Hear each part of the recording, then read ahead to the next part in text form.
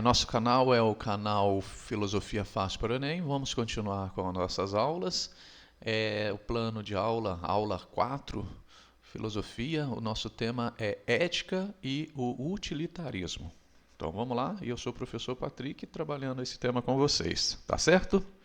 Então vamos ver o que é o princípio da utilidade. O utilitarismo estabelece que a ação correta é aquela que maximiza a felicidade e minimiza o sofrimento para o maior número de pessoas. O que é a utilidade? É o máximo de felicidade para o maior grupo de pessoas e a diminuição do sofrimento. Diferente de éticas baseadas em regras rígidas, ele foca nos resultados concretos e no bem-estar gerado. É tipo assim, qual que é o resultado? É o bem-estar que essa ação gera. Nós focamos no resultado. O valor de um ato é determinado pela sua capacidade de produzir prazer ou prevenir a dor. No sentido aqui, prazer daquilo que são coisas boas da vida, no sentido ao contrário da dor também. Atender o interesse de uma única pessoa ou o interesse de uma multidão? O que é melhor? É a pergunta que se faz. Muita gente vai falar assim, não, atender o interesse da multidão. E é isso que o utilitarismo pensa. Jeremy Bentham e o cálculo hedonista. O Bentham, ele propôs um método matemático, usando a matemática, porque esses filósofos eles davam esse valor para as questões exatas, gostaria também que a filosofia tivesse essa exatidão. Então ele usava esse método matemático para medir o prazer gerado por uma decisão. Esse cálculo considera critérios como a intensidade, a duração, a certeza e a pureza do prazer em relação à dor resultante. Então, o critério é isso: quanto dura? Tem certeza disso? Será que é realmente benéfico? Ele acreditava que todos os prazeres eram qualitativamente iguais, diferindo apenas em sua quantidade e extensão social. Sua visão buscava transformar a ética em uma ciência exata baseada na observação dos desejos humanos. É provável isso, transformar a ciência, a ética em uma ciência exata? A gente, de certa forma, é meio complicado. Mas a intenção era essa, entendeu? A intenção era transformar a ética em algo que dava para ser calculado.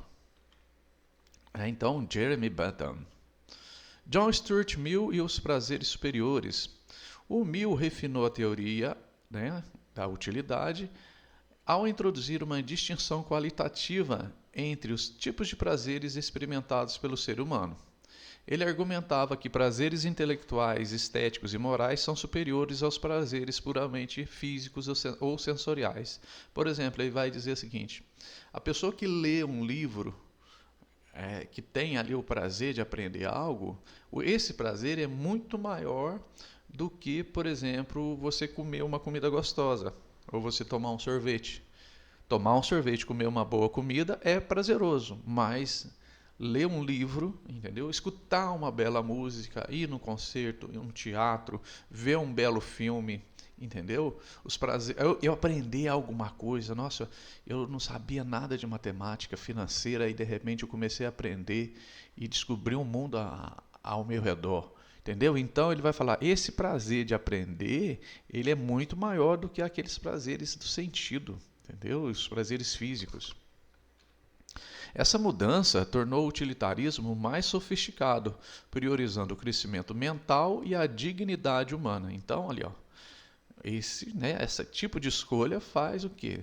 Faz assim, vamos dar ênfase ao crescimento mental e assim o ser humano ele cresce dignamente, ele tem maior dignidade. Consequencialismo ético. A base do utilitarismo é o consequencialismo, a ideia de que o valor moral de um ato reside exclusivamente em suas consequências. Eu faço alguma coisa, aquilo tem consequência. Não importa as intenções ocultas ou o cumprimento de deveres abstratos, se o resultado final for prejudicial à coletividade. Se uma mentira puder salvar vidas e evitar um sofrimento imenso, o utilitarista poderá considerá-la a opção moralmente correta.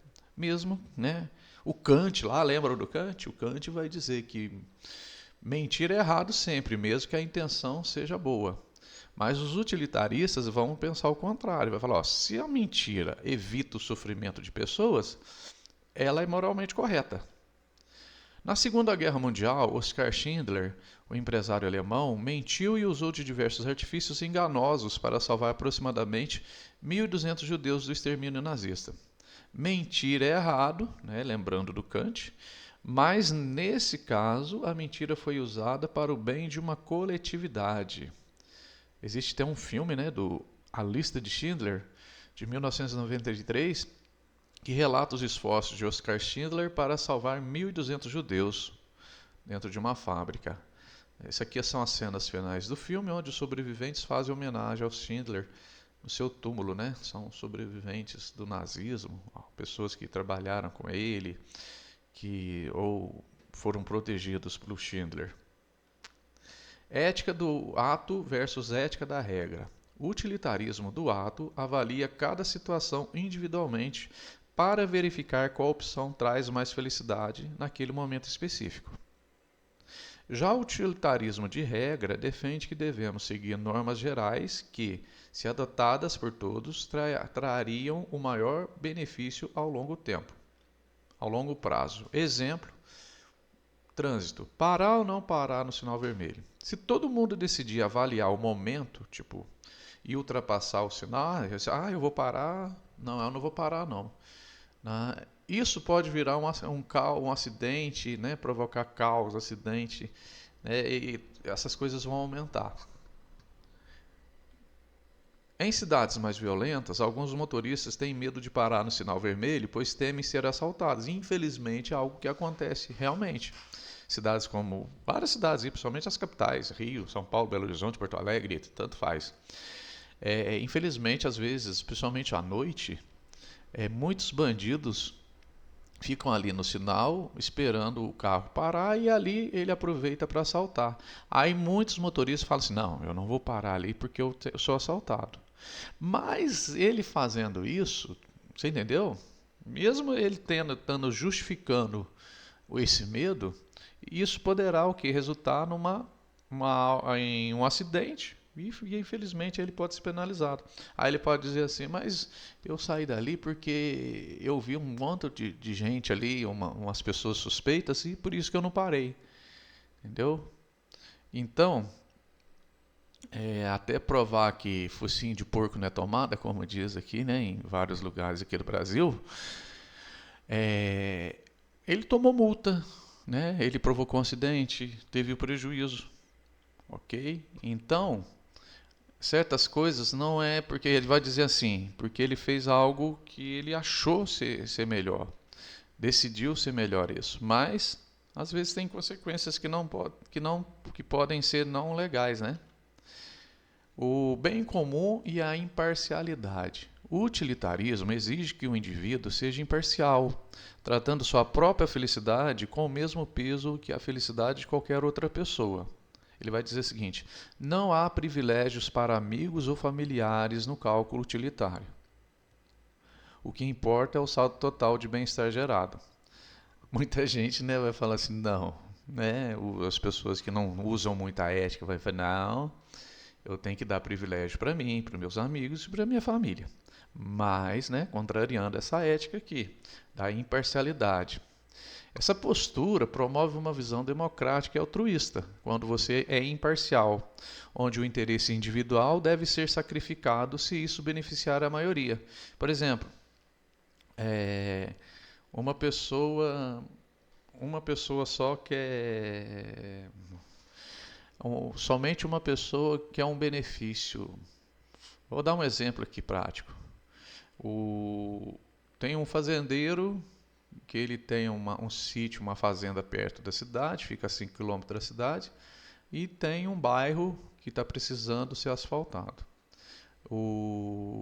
Vem verba para isso, aí chega uma verba na prefeitura para fazer o asfaltamento. O fazendeiro vai falar assim, olha, eu te apoiei, então você deve usar esse asfalto para ligar a minha fazenda. Mas o correto mesmo não é fazer um benefício do fazendeiro, mesmo que ele tenha ajudado.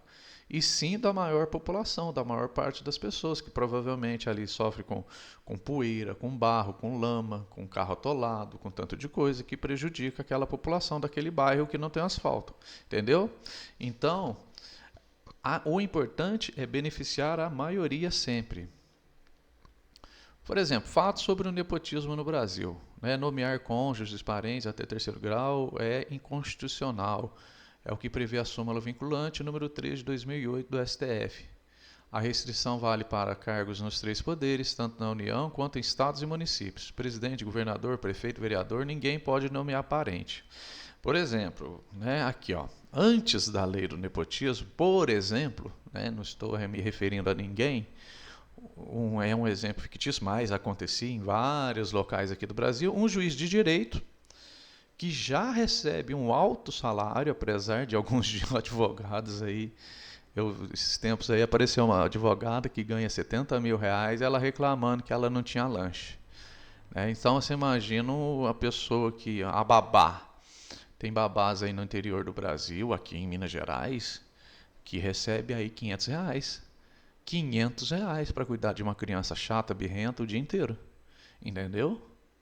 Tem pessoas aí que trabalham na roça, que trabalham em coisas pesadas, que ganham um salário mínimo. É 1.500 reais. E não tem direito a comida, não tem direito a lanche nenhum. Entendeu? A pessoa ainda tem que levar a comida, levar a marmita e comer marmita fria. E a gente vê uma juíza que ganha 70 mil reais reclamar de lanche, entendeu? Como 70 mil reais fosse pouco dinheiro. Então, eu estou falando assim, tem gente aí que demora anos e anos para juntar 70 mil reais. Ela consegue esse no salário de um mês. Entendeu? Então é vergonhoso isso, né, gente? Tá. Então, suponhamos que esse juiz que já recebe muito, ele nomeava sua esposa para ser sua primeira auxiliar, uma filha para segunda auxiliar, um neto para ser escrivão e outro neto para funções contábeis. Ou seja, a família do juiz recebia inúmeras vantagens financeiras sem ter essa necessidade, algo totalmente imoral e depois considerado inconstitucional. Porque o juiz já recebe muito, entendeu? Então não tinha necessidade, mesmo que a esposa dele seja muito boa, mesmo que o neto dele seja muito bom, mas também poderia acontecer que a esposa, por exemplo, vamos lá, falar do neto que está fazendo o serviço de contabilidade para ele lá no fórum. Ele erra tudo, ele não sabe nada. E mesmo assim ele é empregado do fórum, ganha um bom salário porque ele é neto do juiz.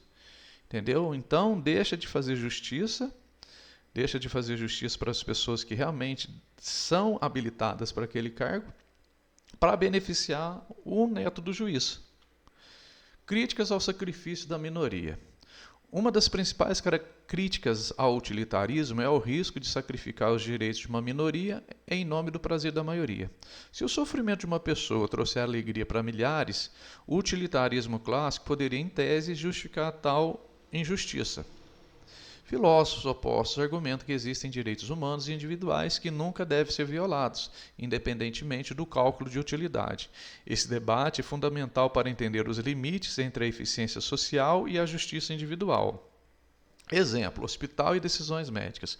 Suponha 5 pacientes precisam de transplante. Uma pessoa saudável poderia ser sacrificada, ou ela fala assim: eu não gosto mais da minha vida, eu quero morrer e eu quero salvar essas 5 pessoas. Antes de morrer, eu quero fazer algo bom.